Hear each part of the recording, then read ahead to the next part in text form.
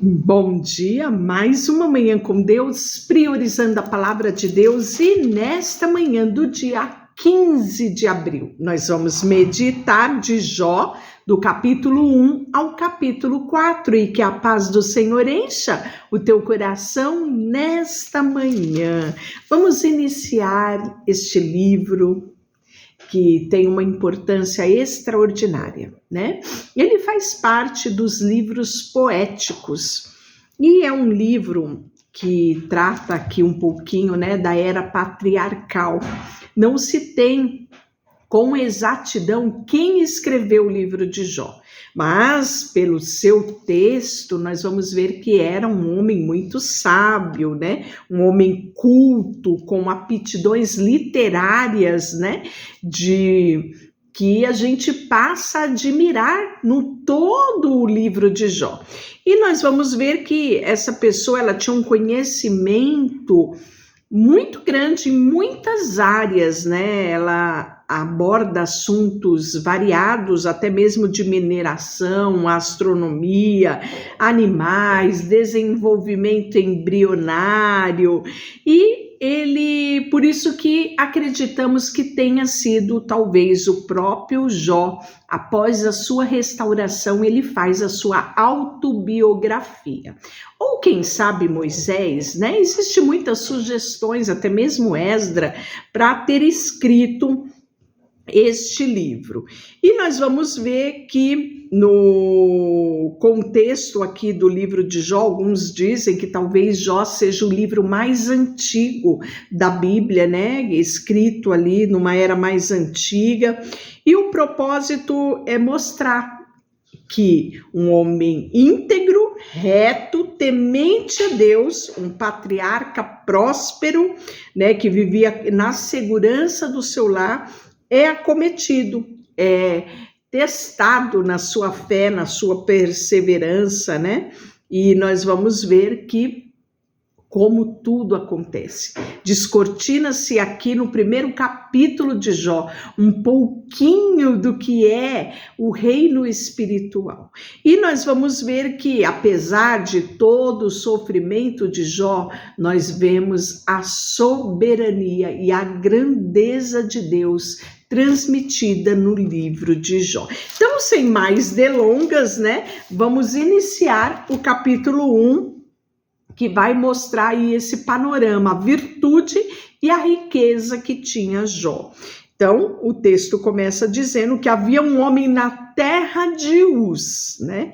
Então, essa terra de Uz aqui, a gente não tem uma localização muito exata, mas nós podemos ver que ela ficava próxima ao deserto, mas era uma área fértil, o suficiente para Jó prosperar com os seus rebanhos, com as suas plantações, né? Então, isso é muito claro aqui no capítulo 1. Então, diz que Jó era um homem íntegro, reto, temente a Deus e que se desviava do mal. Nasceram-lhe 7 filhos e 3 filhas. Então, ao total, Jó tinha 9 filhos, 7 homens e 3 mulheres. E ele possuía muito rebanho, né? Ele tinha 7.000 ovelhas, 3.000 camelos, 500 juntas de boi, 500 jumentos. Era numeroso pessoal que trabalhava, que estava ao seu serviço, de maneira que esse homem era o maior de todo o Oriente, né? Ele era conhecido pela riqueza que ele possuía. Os seus filhos iam na casa um dos outros, né? Fazia banquetes, cada um por sua vez, mandava convidar as suas 3 irmãs para comer e beberem com eles. Ou seja, nós podemos ver que a família de Jó era uma família bastante harmoniosa, né? Eles gostavam de estar em família, eles gostavam de festejar a vida, né? De banquetear, de se assentar à mesa e ter sempre a família unida. É isso que a gente consegue ver aqui no capítulo 4. E aí nós vamos ver que, decorrido o turno do dia, dos seus banquetes, Jó chamava os seus filhos e os santificava. Olha que coisa extraordinária Jó nos ensina aqui no capítulo 1, a responsabilidade. Aqui dá para a gente ver claramente que os filhos dele não eram crianças, eram adultos, tinham as suas próprias casas, as suas próprias famílias, não é? Mas Jó, como patriarca desta família, não é? Chefe desta família, ele usava a autoridade que ele tinha para estar exercendo isso no reino espiritual sobre a vida dos seus filhos. Então ele chamava os seus filhos e ele os santificava, ele levantava de madrugada. Olha só, ele era um homem rico, né? Cheio de riqueza, de prosperidade, de pessoas ao seu serviço, mas ele não terceirizava, né? A autoridade que ele tinha sobre a família, ele não terceirizava o cuidado que era necessário ter para com a sua família, mesmo seus filhos estando crescidos. Então ele se levantava de madrugada, oferecia holocaustos, segundo o número de todos eles, pois ele dizia: talvez tenha pecado os meus filhos e blasfemado contra Deus em seu coração. E assim fazia Jó continuadamente. Então era uma prática Jó se colocar na brecha pela vida dos seus filhos.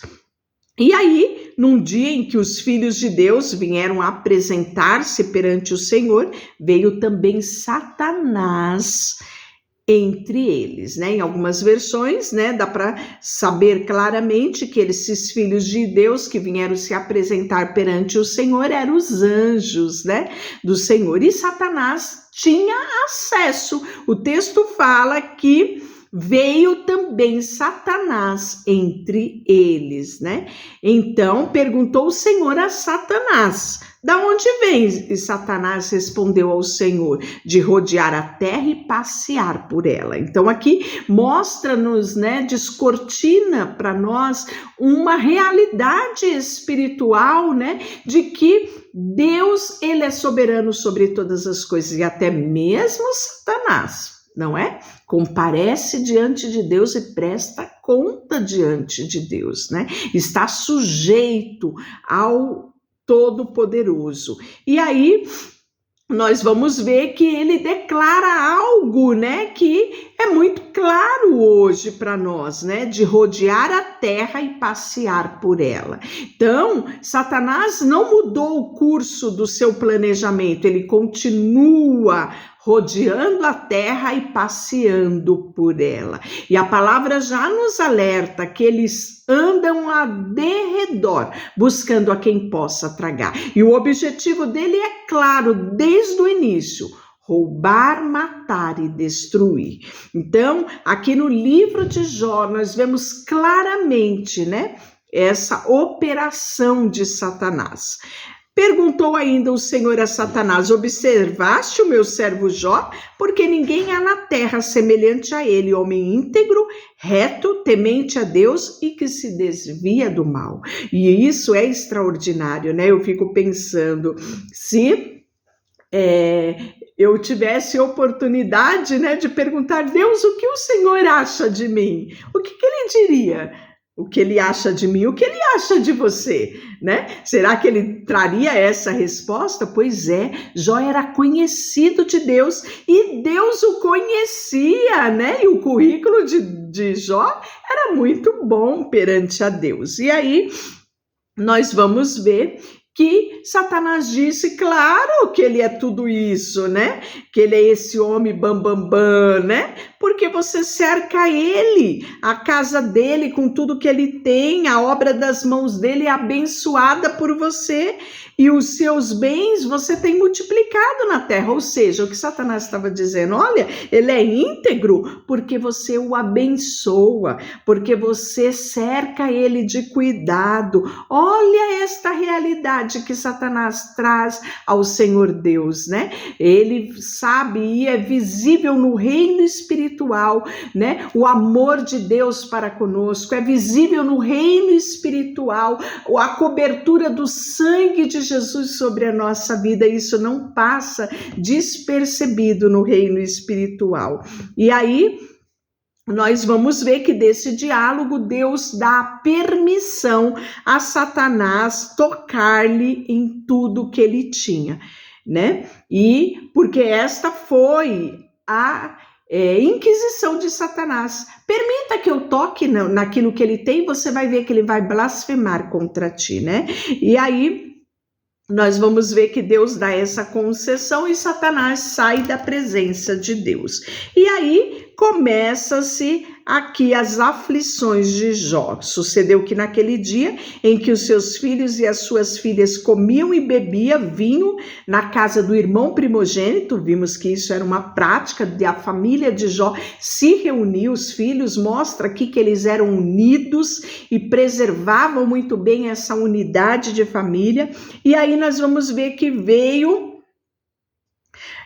a mensagem a Jó, que os bois lavravam, as jumentas pacíficas pastava junto a eles, e de repente deram sobre ele os sabeus e os levaram e os mataram, os servos a fio de espada, e só escapou um para trazer a Jó a notícia. Falava ainda quando fogo de Deus caiu do céu e queimou as ovelhas e os servos e a consumiu, e só escapou um para levar a notícia. Falava ainda quando veio outro e dividiram-se os caldeus em 3 bandos e deram sobre os camelos, levaram, mataram os servos a fio de espada, e de novo só sobra um para contar a história, né? Também falava quando veio a notícia, talvez a mais difícil para Jó, que estando os seus filhos e as suas filhas comendo e bebendo na casa do irmão primogênito,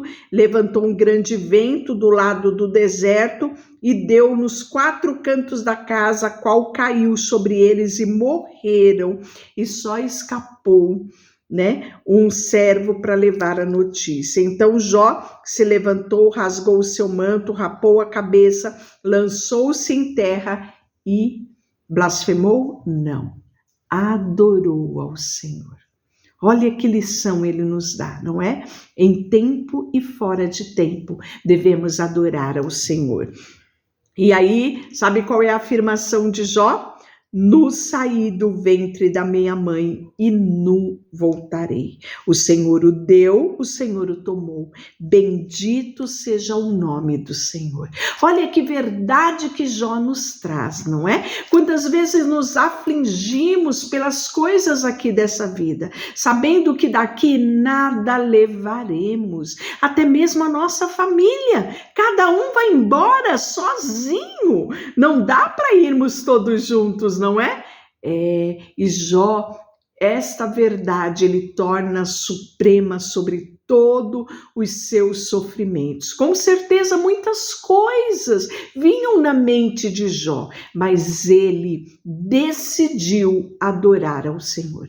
Em meio às dificuldades vai vir tantas coisas que vão ser lançadas aqui na sua mente, não é? Mas cabe a você decidir adorar a Deus em tempo e fora de tempo. E aí nós vamos ver que Jó não pecou e nem atribuiu a Deus toda aquela desgraça que sobrevinha a ele. Quanto menos acontece com pessoas e vemos colocar as desculpas, as culpas em Deus, se revoltar contra Deus, não é? E Jó nos ensina que este não é o caminho. Acima de tudo, né, devemos guardar a integridade do nosso coração para com Deus. No capítulo 2, nós vamos ver que um outro momento, os filhos de Deus, novamente a gente vai ver essa realidade espiritual, eles vão se apresentar perante o Senhor, e quem está no meio deles? Satanás. E aí Deus fala, né? O Senhor fala a Satanás, da onde vem? Novamente, qual é a resposta dele? de rodear a terra e passear por ela. Então, a partir de hoje você vai saber, e que isso seja muito claro, que ele não mudou a rota dele. Ele anda a rodear a terra e passear aqui pela terra. Cuidado, não permita que ele entre na sua casa, não permita que ele entre nos seus negócios, não permita que ele entre no lugar que você trabalha, que seja você ali luz, para que as trevas não possam prevalecer naquele lugar. E aí nós vamos ver que Satanás, né, diz isso, e aí o Senhor pergunta para ele: observasse o meu servo Jó, porque não há na terra ninguém semelhante a ele. Homem íntegro e reto, temente a Deus e que se desvia do mal. Ou seja, aconteceu a maior desgraça na vida de Jó, mas Deus continua tendo a certeza da integridade de Jó para com ele, né? E aí, porém, embora você tenha incitado contra ele para consumi-lo sem causa, né? E aí Satanás ainda vem com a desculpa, né?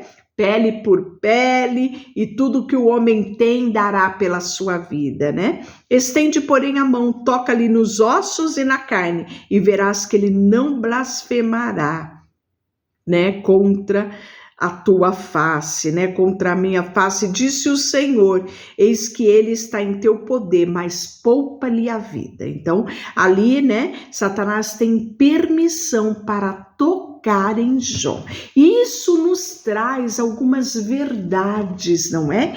Que Deus, ele é soberano e ele é todo-poderoso. Satanás, ele só vai tocar na minha vida se houver permissão de Deus. E se houver permissão de Deus, Deus tem um propósito, não é? Nós vamos descobrir isso aqui no livro de Jó.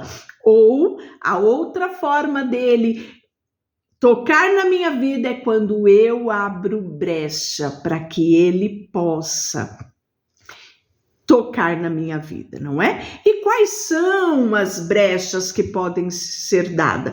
Pecados, não é? O pecado é uma porta que Satanás vai utilizar, né, para poder vir contra a humanidade. E aí nós podemos ver que aqui no caso de Jó não era pecado, né, que isso fique muito claro aqui, porque nós vamos ver daqui a pouco, sempre lançando-se em rosto de Jó a respeito disso, mas aqui houve uma permissão de Deus para esse acontecimento, né? Então Jó, em cima da cinza, tomou o caco para que com ele raspar-se, né? E a mulher dele vai dizer: ainda conservas, Jó, a tua integridade? Amaldiçoa a Deus e morre, homem. Olha o conselho da mulher dele.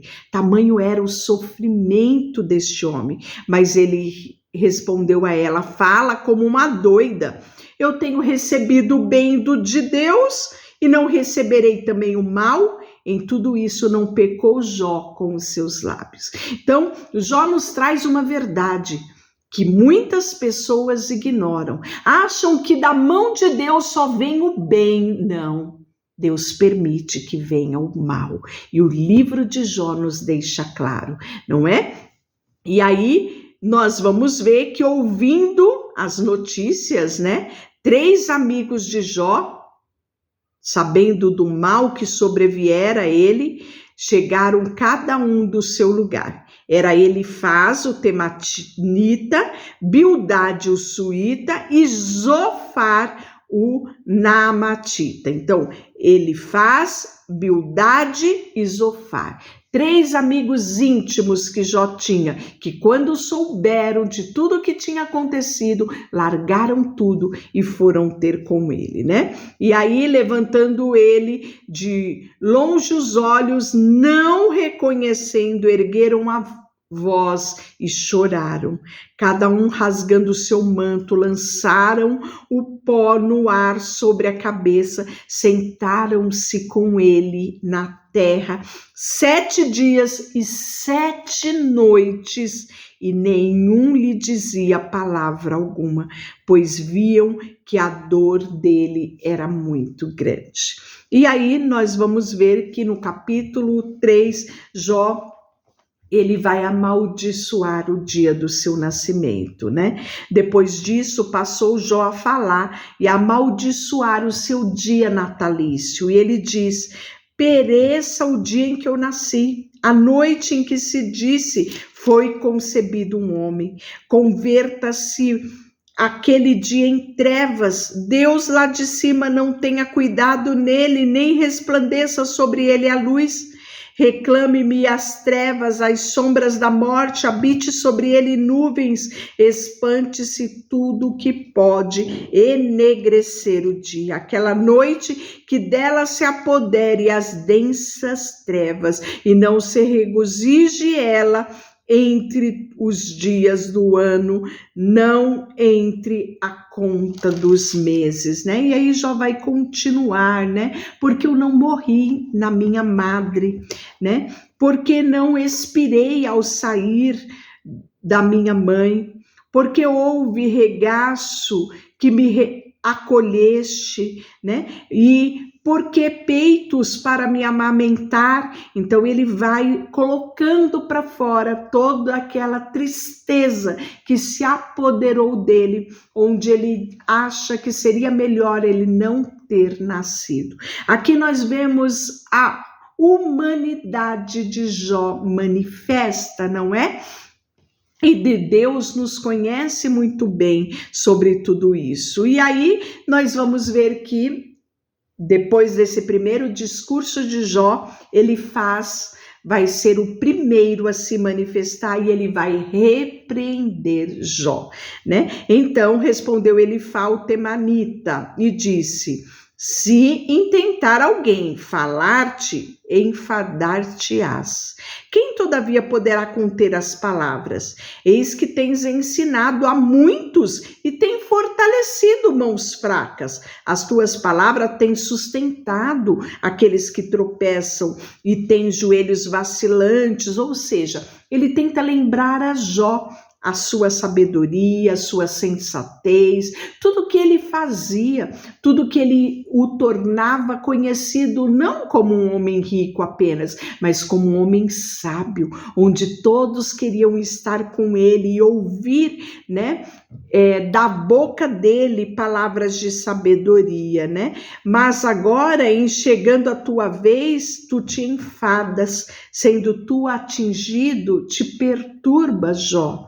Porventura não é o teu temor a Deus aquilo que confias e a tua esperança a retidão dos teus caminhos, né? E aí nós vamos ver que ele vai tentar trazer um conforto à vida de Jó, não é? Lembra-te, acaso já pereceu alguém inocente? E aonde foram os retos destruídos? Jó, calma, Jó, né? Ele tenta ali trazer uma pacificar, confortar, consolar, mas nós vemos que é uma repreensão, dizendo: peraí, Jó, por favor, não jogue tudo fora, aquilo que você sempre acreditou e pregou durante toda a sua vida, não é? É isso que ele fala no capítulo 4. Deixa eu orar por você, amanhã nós continuaremos. Senhor Deus, colocamos diante de Ti o nosso coração.